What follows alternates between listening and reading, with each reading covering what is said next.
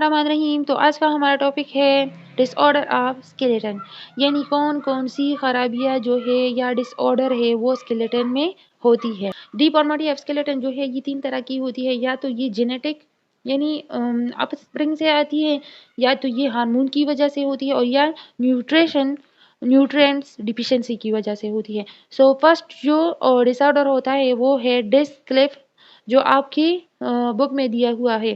ویسے تو بہت زیادہ ہے لیکن میں وہی آپ کو پڑھاؤں گی جو آپ کے بک میں مینشن ہے.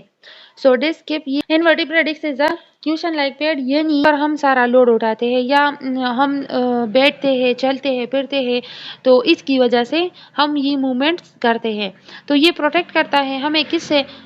شوک سے. جب سڈنلی شوک لگتا ہے نا ہمارے ریڑھ کی ہڈی پر یا بون آف ورٹیبری پر، تو یہ کیا کرتا ہے؟ اس کو ابزرو کرتا ہے.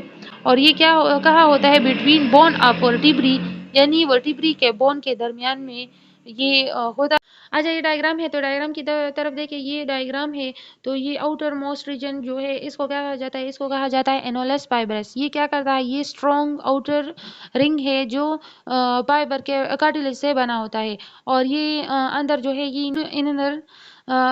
انر جو ہے یہاں پر سیمی فلوئڈ موجود ہوتا ہے جو کیا کرتا ہے؟ ایک ایز اے ربر بال. اور ربر بال کی خصوصیت کیا ہے کہ یہ الاسٹیسٹی اینڈ فلیکسیبلٹی دیتا ہے. سو یہ بھی یہاں پر اس طرح کی کردار ادا کرتا ہے. اور یہ نیچے جو ہے یہ ہے اسپائنل کارڈ. اچھا تو اس ایک ڈیزیز کاز ہوتا ہے جس کو ہرنیٹڈ ڈسک کہا جاتا ہے. اس میں کیا ہوتا ہے؟ اس میں ریپچر ہو جاتا ہے اینولس فائبر کا.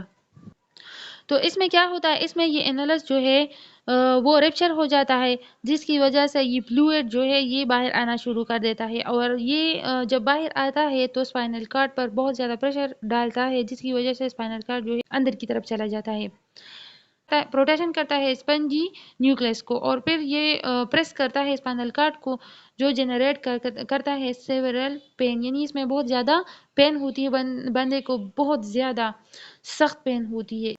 کازز کی یہ ہے کہ جب کوئی بندہ جو ہے وہ ہیوی لوڈ اٹھاتا ہے کھڑے ہو کر، تو اس لیے کہتے ہیں کہ بندے کو جو ہے بیٹھ کر لوڈ کو اٹھانا چاہیے، یعنی لوڈ اور وہ دونوں ایک ساتھ ہی اٹھے تاکہ جو ہمارا اسپائنل کارڈ ہے اس پر فورس کم لگے. ٹھیک ہے. اور دوسرا ہے کہ جب کوئی بندہ فزیکل فورسز کی وجہ سے جو ہے یا تو گر جائے یا دوسرے کسی وجہ سے اس کو یہ لگ سکتا ہے، یعنی اس میں خرابی آ سکتی ہے.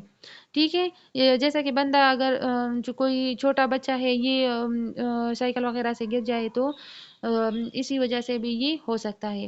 اچھا تو دوسرا جو ڈیزیز ہے وہ ہے اسپینڈیلوسس. اسپینڈیلوسس یعنی اسپینڈ جو ہے اس کو کہا جاتا ہے ورٹیبری، اور اوسس مین کنڈیشن یعنی فیوژن آف ورٹیبرل جوائنٹ، جہاں پر 2 ورٹیبرل جوائنٹ کی فیوژن ہوئی ہوتی ہے، اور یہ اموویبل ہوتی ہے، یعنی اس میں کوئی بھی موبیلٹی نہیں ہوتی. یہ کس کی وجہ سے ہوتی ہے؟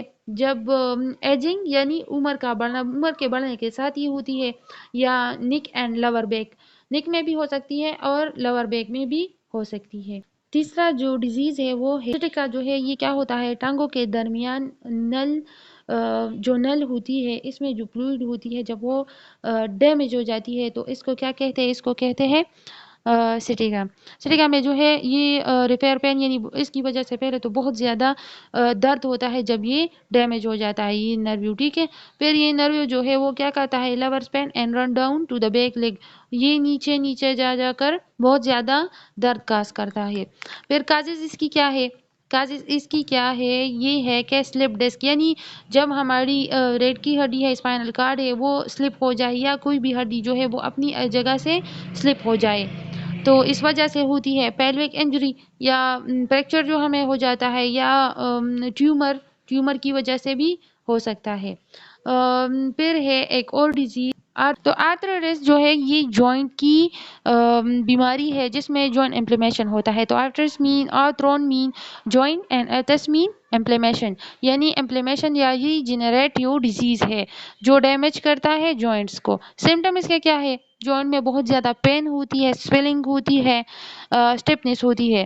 تو اس کو جو ہے جب یہ ڈیمیج ہمارے کارٹیلیج میں ہوتی ہے تو اس کو کہا جاتا ہے ओस्टिकार्टेक्स जॉइंट में होती है तो इसको रीमाटॉइड आर्थराइटिस कहा जाता है, और जब ये यूरिक एसिड में होती है तो इसको गोटिंग आर्थराइटिस कहा जाता है।